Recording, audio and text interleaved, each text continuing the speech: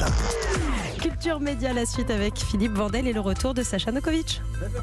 9h51 sur Europe, on retrouve Sacha. Bonjour Sacha. Bonjour Philippe. Heureux de vous entendre. Est-ce que la petite Serena nous écoute? Bien sûr, elle dort jamais, donc vous avez c'est sûr. Vous allez voir les cernes. Oh, c'est dur. C'est un cri de détresse. C'est que le début. Alors, le plus important, le programme du jour. Sacha, c'est votre chronique sport et médias.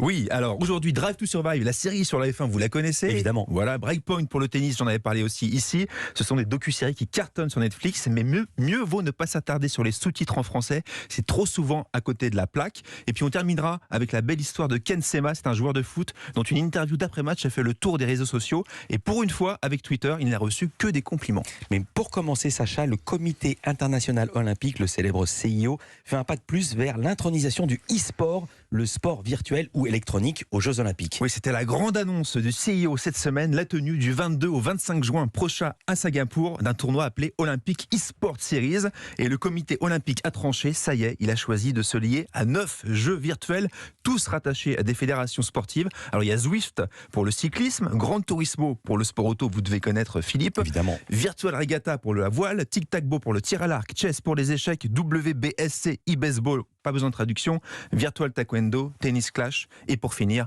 Just Dance.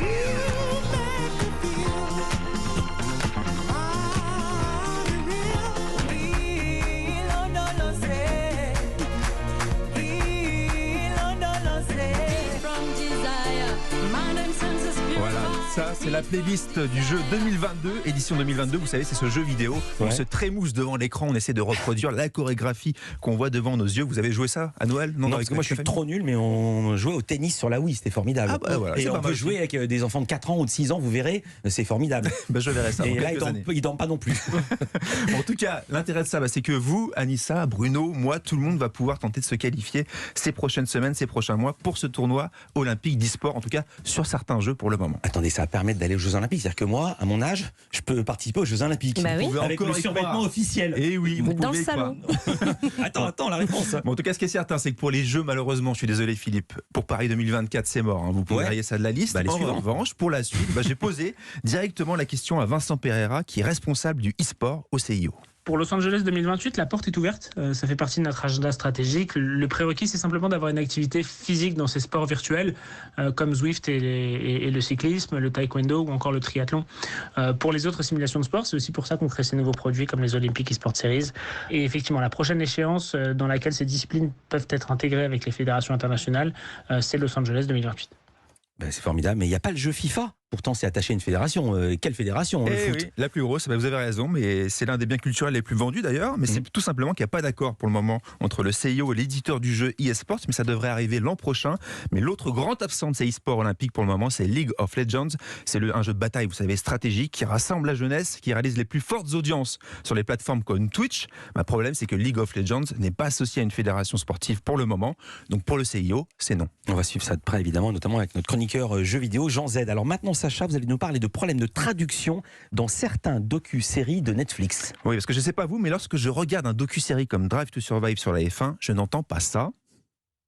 Et c'est parti pour une heure de qualification pour voir qui va décrocher la première pole position de la saison. Mais plutôt ça. Here we go then. It's a qualifying hour ahead of us to see who can snatch the first pole position of the season.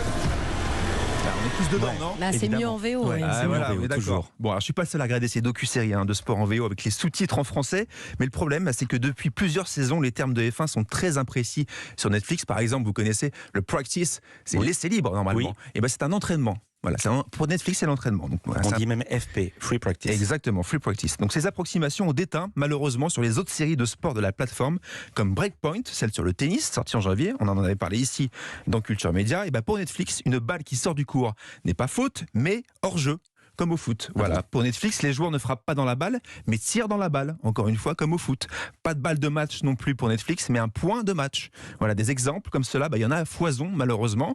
Et l'association des traducteurs adaptateurs de l'audiovisuel tente de les relever. Ils les dénoncent, comme Tiffany Tiger, spécialisée justement dans les programmes sportifs. Les traductions en sous-titres sont absolument catastrophiques.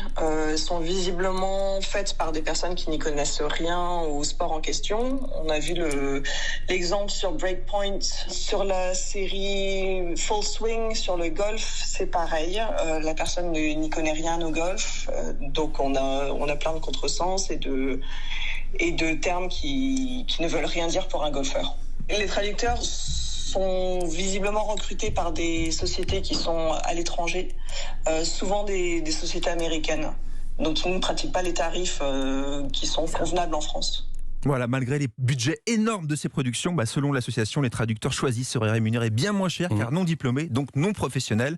Une économie dont malheureusement les téléspectateurs fans de sport et de VO sous-titrés comme moi payent le prix. Merci beaucoup Sacha Nokovic. Merci à vous. Ravi de vous avoir retrouvé. À vendredi.